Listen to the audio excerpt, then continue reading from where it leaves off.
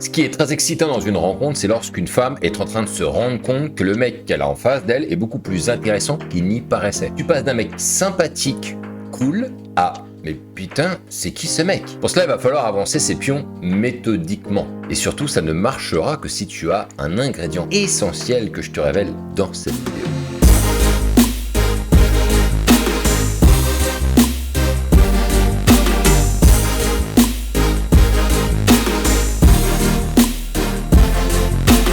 Souvent, les hommes ont du mal à se mettre en valeur aux yeux des femmes. Comment lui démontrer que je ne suis pas n'importe qui? Comment lui faire comprendre que je suis l'homme qui va la faire vibrer? Toutes ces questions trouvent souvent une réponse dans les communautés de séduction par des tricks de merde qui ne marchent généralement jamais. Et la raison, elle est simple, c'est que dans ces communautés, il est beaucoup plus mis en avant l'impact d'une phrase plutôt que de miser sur le travail de son propre personnage. Et tu vas voir aujourd'hui que pour impressionner une personne, il faut généralement de la matière en poche. Si tu ne me connais pas, je m'appelle Brice et j'aide les hommes à se créer des rencontres avec les femmes dans la vie de tous les jours, qu'ils soient en sortie de longues relations ou bien, sinon, tout simplement, jamais eu les codes. Ici, tu trouveras tout un tas de conseils qui vont t'aider sur cette chaîne à comprendre comment cela fonctionne, le monde des rencontres, comment rencontrer une femme dans la vie de tous les jours, comment devenir plus séduisant, mais aussi travailler sa triforce. Et si tu es très motivé à vouloir changer les lignes du destin, tu trouveras en description de cette vidéo une formation vidéo gratuite qui sont les 7 piliers à mettre en place tout de suite pour devenir plus séduisant. Bien sûr, si tu veux aider aussi la chaîne, eh bien abonne-toi, ça donnera de la force. Mais repassons au sujet de la vidéo. Alors généralement, lorsqu'un mec veut impressionner une femme, l'erreur numéro 1 qu'il fait, c'est d'envoyer la max dès le début. Les hommes les plus basiques et qui n'y connaissent rien vont commencer très rapidement à dévoiler qu'ils ont un super téléphone, le dernier ordinateur, qu'ils sont partis 15 fois en vacances dans les 4 coins du monde ou qu'ils gagnent énormément d'argent. Cet étalage de trucs dingues n'impressionneront que les femmes les plus futiles qui sont à la recherche d'un homme qui vont les combler à tous les niveaux sans jamais rien faire. Bien sûr, les michtos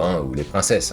Et elles existent, mais elles ne sont pas très nombreuses en réalité. Le problème, c'est que beaucoup d'hommes sont sûrs que les femmes ont un gène de michto au fond d'elles et que ce sont les plus nombreuses, alors que c'est faux. Elles sont beaucoup plus nombreuses à rechercher le mec qui va les faire vibrer plutôt que de vivre la vie de princesse avec lui. Résultat des courses, les mecs étalent tout ce qu'ils peuvent sur la table en 5 minutes et les femmes regardent ça plus avec de la pitié et du dégoût qu'autre chose. Un truc fondamental que la plupart des mecs ne comprennent pas, c'est que ton background est beaucoup plus stimulant que les objets que tu as achetés. Tout simplement parce que si tu as fait des choses qui sortent du cadre, qui sortent de l'ordinaire, elles vont immédiatement s'identifier et être impressionnées par une personne qui a effectué des actions dont elles n'ont jamais eu le courage de faire. Et pour que cela fasse de l'effet, ne dévoile pas tout de suite. Un rendez-vous, c'est comme une partie de poker. Si tu es servi dès le début de la partie, tu ne vas pas dévoiler tout ton jeu tout de suite en disant « Ah les gars, j'ai un super jeu, je vous le dis tout de suite. » Non, tu vas faire mine que ton jeu est pourri. Tu vas faire le mec hésitant, puis tu vas suivre et faire en sorte que les autres joueurs se disent « Tiens, il a l'air d'avoir une main de merde et il suit quand même, mais bon, on va voir ce que ça donne. » Et lors du dénouement, lorsque tu dévoiles ton jeu, personne ne s'y attend et tu gagnes la partie. Et c'est cet effet que l'on veut aller chercher. L'effet « Waouh !» Quand tu es en rendez-vous, il est préférable de s'intéresser à la vie de la fille que tu as en face de toi et de trouver intéressant son parcours et son histoire. Pour ce faire, il ne faudra jamais rabaisser ses actions en faisant le mec blasé sur ce qu'elle te raconte. Cela ne veut pas dire non plus que tu dois exulter sur tout ce qu'elle te dit. On est d'accord? Donc je vais te donner un petit exemple. Ok, intéressant. C'est bien de l'avoir fait. Et c'est quoi la suite maintenant? Mais petit à petit et au fur et à mesure que la conversation s'installe progressivement, il faudra saisir certaines opportunités pour envoyer des informations qui vont la faire tilter. Et pour cela, il faudra faire les choses l'air de rien. Et pour mettre ça en lumière, tu vas devoir appliquer une technique commerciale. Lorsque j'ai un prospect en rendez-vous, en fonction de ses objections, je sors la cassette qui correspond pour contrer l'objection. Avec une femme en face de toi, ce sera le même principe, mais pas pour contrer ses objections. Attends.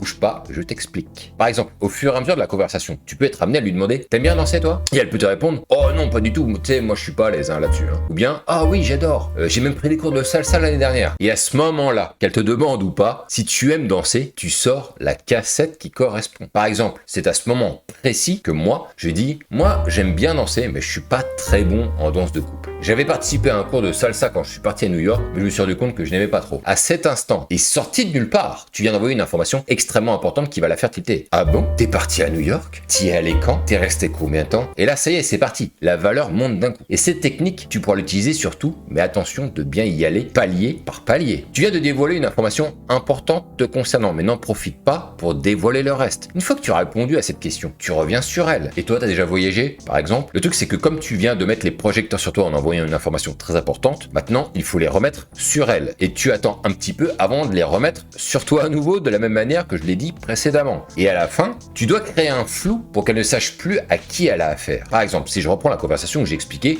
que j'ai pris un cours de salsa à New York, on laisse ensuite passer le sujet et on se met à parler de choses et d'autres. Au bout d'un moment, on peut arriver à une réflexion sur le fait que les gens aujourd'hui, ils sont de plus en plus tournés vers eux-mêmes. C'est une sorte de constat de société, tu vois, c'est juste un exemple. Ne prends pas cet exemple au pied de la lettre, c'est juste un exemple. Tu peux envoyer une nouvelle information complémentaire en disant « Oh, bah tu sais quoi, je te rejoins aussi et je m'en suis vraiment rendu compte quand je manageais des équipes. » Et là, boum, à nouveau. Ah bon, t'as managé des équipes et t'as fait ça longtemps? Ouais, une petite quinzaine d'années. Je sais pas si c'est long, mais en tout cas, ça m'a permis d'avoir une bonne expérience de ce que c'est que de manager des équipes. Je sais pas si tu comprends la temporalité entre les informations que tu envoies, l'air de rien. Une fois que t'as fait ça, bah plus tard, tu envoies encore une information. Et encore comme ça. Et au bout d'un moment, la nana, elle va se dire, mais putain, qui c'est ce type? Je ne comprends rien à sa vie. Mais combien de choses il a fait dans sa vie, celui-là? Et plus ce que tu racontes est couillu, mais en le disant très simplement, plus cela deviendra fascinant pour elle. Elle voudra en savoir plus. Elle voudra être aux côtés d'un homme comme ça qui a vécu des tonnes de choses les plus challengeantes les unes que les autres. Mais pour ce faire, il te faut l'ingrédient ultime, c'est-à-dire vivre des expériences. Et oui,